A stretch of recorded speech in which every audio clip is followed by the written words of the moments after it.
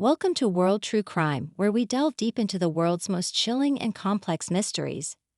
From disappearances that defy explanation to high-profile cases that shocked entire nations, we explore the stories and secrets hidden within real-life crime. Join us as we uncover the truth, piece by piece. 40-year-old Ana Knezevich Henao was an avid traveler, having lived in Colombia, migrating to the U.S. after college, and having been to Europe and Austria on various trips. So what happened on February 3, 2024, when she texted her friends and family and was never seen again? Her apartment in the Salamanca neighborhood of Madrid, Spain, was empty, and Ana had essentially vanished. The case of Ana's disappearance has left the FBI and Spanish police department confused. When Ana's case became the center of international attention, everyone had theories of their own. Maybe Ana's disappearance was a targeted hit. Maybe it was a stranger who took advantage of a lone woman. But shortly after, mind-boggling evidence came out that left everyone stunned and speechless, and the investigators tracked the paper trail down to the one person Ana was closest to. Ana Maria Henao was born in 1984 in Colombia. Her family consists of her parents and her younger brother, Juan Felipe Henao. Even though not much is known about her childhood and upbringing, Ana's family and friends defined her as a headstrong, loving, and caring woman. Ana attended EFIT University in Colombia, where she studied international business and business administration and management from the year 2000 to 2005. She even earned certifications in quality management, project management, and human resource management. Ana, once she graduated, worked as an administrator and manufacturing manager, and then she joined Kodak Colombia in 2001, where she was appointed as the administrator for health equipment services. After working there for 4 years, in 2005, Ana made the decision to move to the U.S., which she felt was the best decision of her life. She settled in Florida, and there she worked as a general manager for Alex Dominguez and Associates, a nonprofit mental health organization that worked for children with special needs, mainly focusing on autism. Ana worked in the nonprofit industry for about 5 years, from 2005 to 2010, and she loved every second of it. Ana was a smart and ambitious woman who craved challenges and worked around problems to find a solution. But Ana wasn't a workaholic by any means. She loved her quiet time just as much. She loved reading books, cooking, and reconnecting with nature. Her favorite outdoor activity was hiking. Sticking to her Colombian roots, Ana loved Colombian coffee, and she defined it as her fuel to keep going. Ana was also very helpful and charitable, and her brother Juan is forever grateful for everything his sister had done for him. Ana was the type of person who loved seeing other people soar. She didn't just want herself to be successful, but she also wanted to share her insights and experiences with other people as well. Juan recalled a very touching moment involving Ana when she paid for his plane tickets and even got him a laptop when Juan was moving to England to do volunteer work in an organization for people with disabilities. Ana even encouraged Juan to go, saying that these were going to be the best years of his life, and it turned out that she was right. Juan enjoyed doing volunteer work, and Ana, being the caring and generous person she was, even offered Juan a job in her company in Florida. Juan owed everything he had to his sister. Juan was thankful to have a caring sister like Ana, who wanted to see him grow and become the best version of himself. Juan even stated, "It basically is all because of her. I'd always told her this. If it weren't for her, I don't know what I would be doing." It is so heartwarming to see that Ana and Juan had an amazing relationship, and Ana, with her nurturing and motherly nature, changed Juan's life for the better. Ana was also a die-hard animal lover. She loved dogs, and she even had a puppy at the time of the case. Ana, by all accounts, was a wonderful woman who had a warm and genuine smile and a personality that made everyone want to hang out with her. But Ana, during her time as a general manager at the nonprofit health organization, met someone significant, and this person would change Ana's life in every sense of the word. Ana met David Knezevich, an EE specialist originally from Serbia, who moved to the U.S. just like Ana. Not much is known about David, But what we do know is that David was a seasoned computer specialist. He studied computer science at the University of Educational Sciences in Belgrade, Serbia. David also worked for Telx as a senior engineer and data center virtualization architect. In 2010, he met Ana. In 2011, the couple got married, and together in 2012, they established their own business called EOX Technology Solutions, located in Deerfield Beach, Florida. Ana and David were perfect for each other. Both were highly ambitious, were great leaders, and they eventually wanted to work in the field of IT and cybersecurity. Ana and David built their business from the ground up, and initially it was David who was working in the company full-time before he persuaded Ana to join him. The rest is history. In December 2010, Ana was working as a project manager at EOX and helped many small business owners in all things IT. Ana and David seemed like the perfect power couple. Ana was the manager with the mindset of growing together, while David was the quintessential cutthroat businessman, and, together, they transformed their lifelong dream into a thriving business. They even had several properties, including 2 in Fort Lauderdale. Everything was perfect until it wasn't. Even though Ana and David's professional life was perfect, their personal life was anything but. Ana and David's relationship fell apart, and after 13 years of marriage in 2023, the couple's marriage reached the end of the road. It wasn't just a rocky path, though. Ana and David were separated a few months prior to the events of the case, and they were considering divorce near the end of 2023. But what happened soon after, no one could have anticipated. What happened in Spain? Ana and David, while going through a divorce, were separated. Ana wanted a bit of change in her life, so she decided to pack her bags and book a flight from Florida to Madrid, Spain. Ana was an avid traveler and she loved experiencing different cultures and cities, so Spain was the perfect place for her to go and get her mind off things. Ana went to Madrid on December 27, 2023, rented an apartment on Francisco Silva Street in the Salamanca quarter, and was in contact with her family and friends back in the United States. Ana's best friend, Sana Ramel, remembered that Ana was in love with Spain and its unique culture. She even remembered Ana expressing her wish to live in Madrid permanently. Sana and Ana were not only best friends, but they also traveled together. Ana went to meet Sana in Austria earlier in January, and Sana even had made plans to visit Ana in Madrid on February 8. According to Sana, Ana was depressed because of the ongoing divorce proceedings, but she was seeing her therapist regularly and was even taking her medication to help with these depressive thoughts. Sana even expressed Ana's wish to work with a nonprofit organization in Spain for abused women after she was done with her split from her estranged husband, David. Ana even had plans to meet up with a friend on February 5 to go to a conference in Barcelona.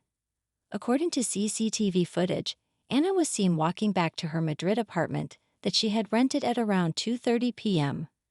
Later that night, Ana also called her friend, and she sounded very happy and excited for her trip to Barcelona on February 5.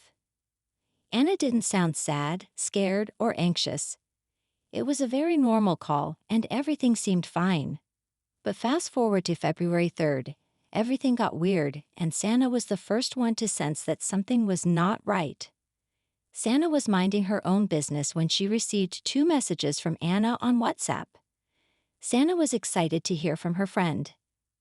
But as soon as she read the texts, she got a very uncomfortable and sinking feeling in her stomach.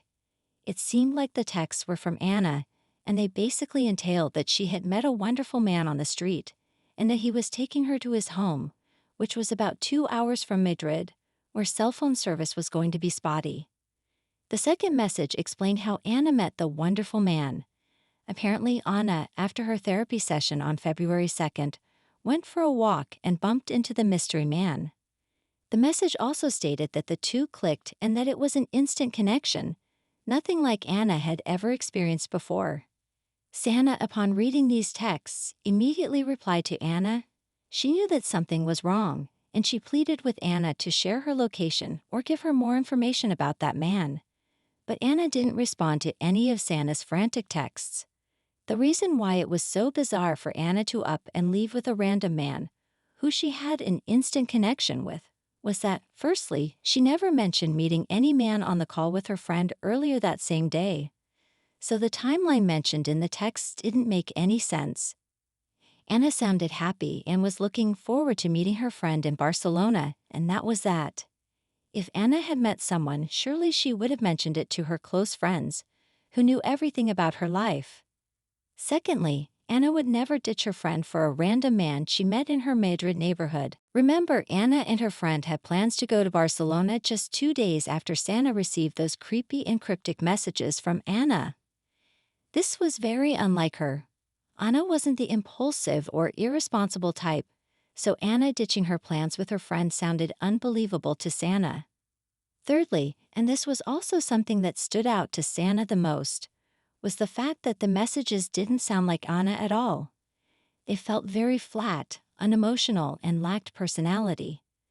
Everyone has a specific text tone when they type.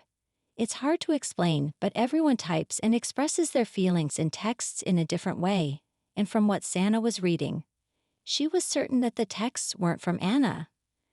But Sana wasn't the only one to receive weird messages from Ana. Her own brother Juan received a text from Ana in Spanish, and Juan was also left weirded out after reading the WhatsApp text. It was typed in Spanish, but again, this wasn't the way Ana spoke in her candid text conversations. The dialect was different, as if someone had written a message in English and had it translated by Google Translate. Anyways, Sana, understandably shaken up by the weird messages, decided to call Ana's friend in Madrid and then the Spanish authorities. 2 days passed and February 5th rolled around. But Ana failed to show up to meet her friend for their Barcelona trip.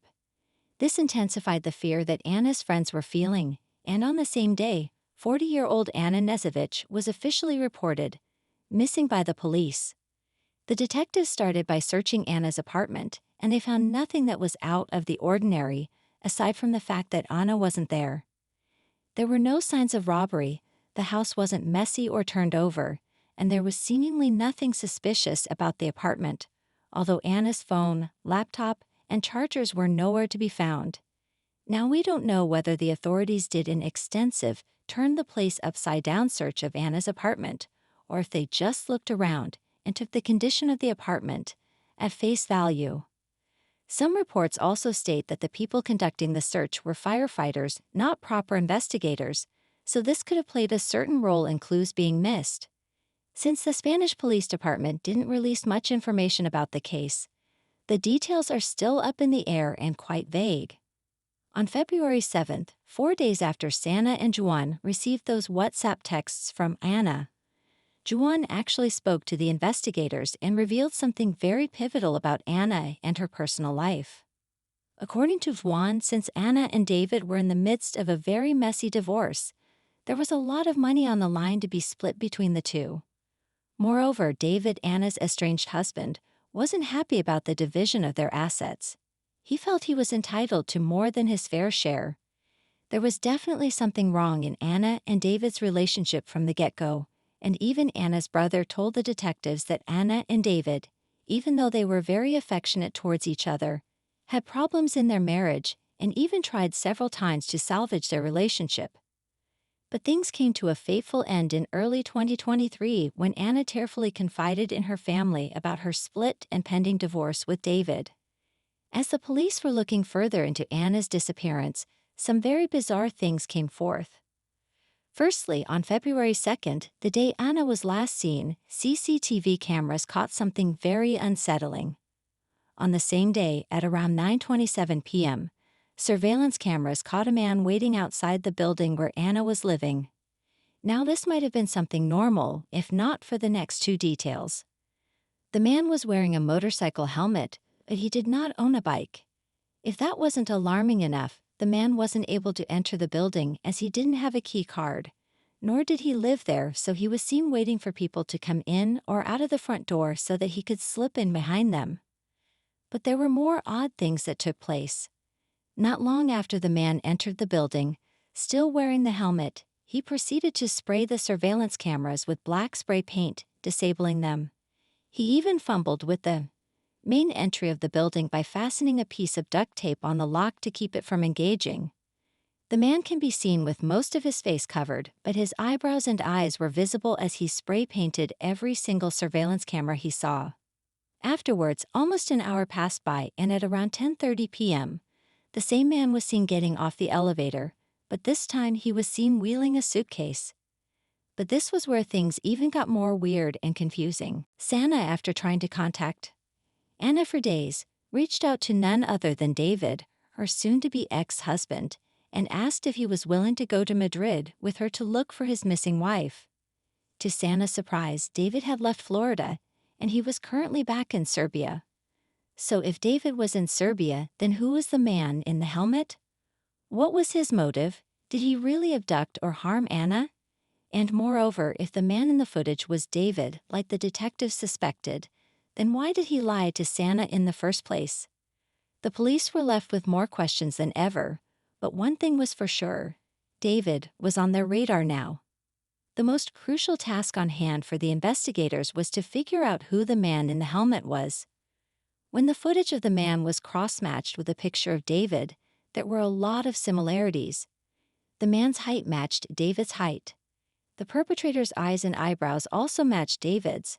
The detectives were also able to track down the store from where a can of spray paint and a few rolls of duct tape were bought, and the person in the CCTV footage was none other than Ana's estranged husband, David. But wasn't he in Serbia at the time Ana disappeared? Why was he in a store hundreds of miles from where he said he was supposed to be? Well, this revelation raised a lot of suspicion for the police, and they went ahead and tracked David's movements before Ana disappeared. It is alleged that David did go to Serbia, but not exactly. On January 27th, he flew from Miami to Istanbul, Turkey, and then finally to Serbia. Upon reaching Serbia, he rented a car on January 29th. The police contacted the rental car company in Serbia, and they confirmed that the vehicle was returned but with a lot of mileage, 800 miles to be exact, tinted windows, and stolen license plates. It is speculated that David used this car to travel to Spain, and on February 2nd he was seen in a Madrid hardware store buying spray paint and duct tape with cash.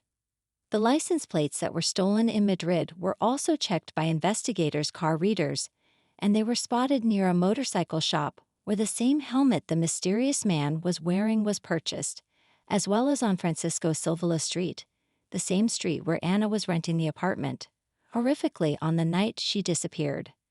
What was even more alarming was the fact that after the suspicious man left Ana's apartment building with the suitcase, the same vehicle with the stolen license plates was seen on multiple Madrid toll booth cameras.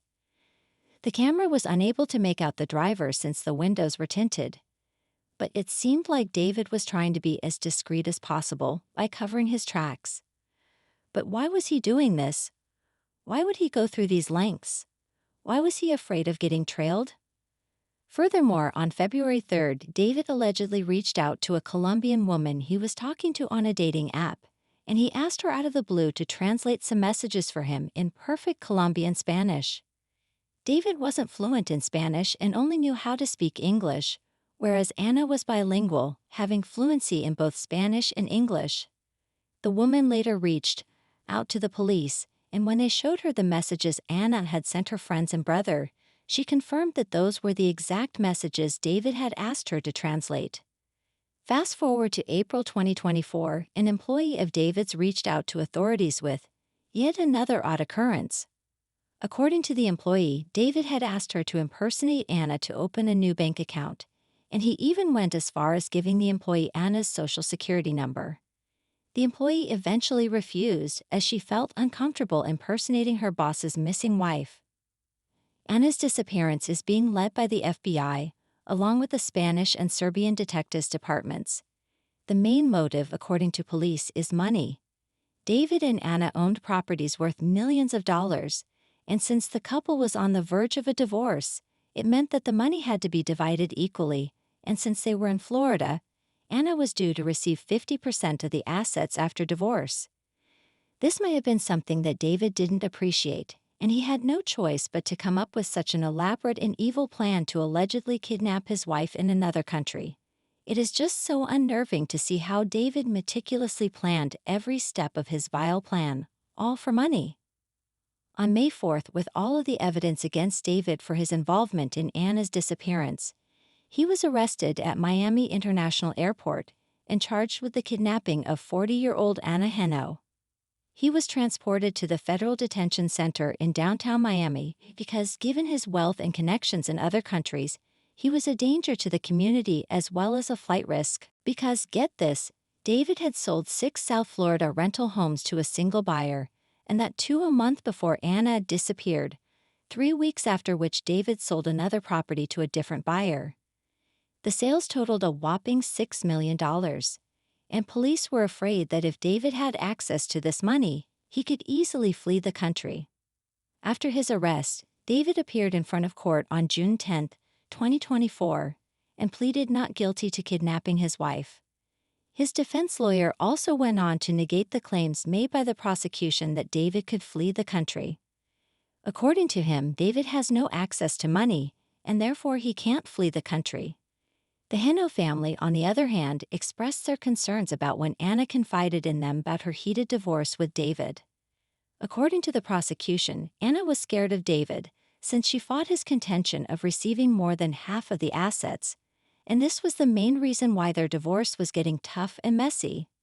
David's defense, on the other hand, stressed that the separation was amicable and the financial agreements were sorted out between the two. As of June 18, 2024, a tentative trial date was set for July 23, but it was delayed later on. In August 2024, David applied for bail, which was denied on grounds that he is a serious flight risk.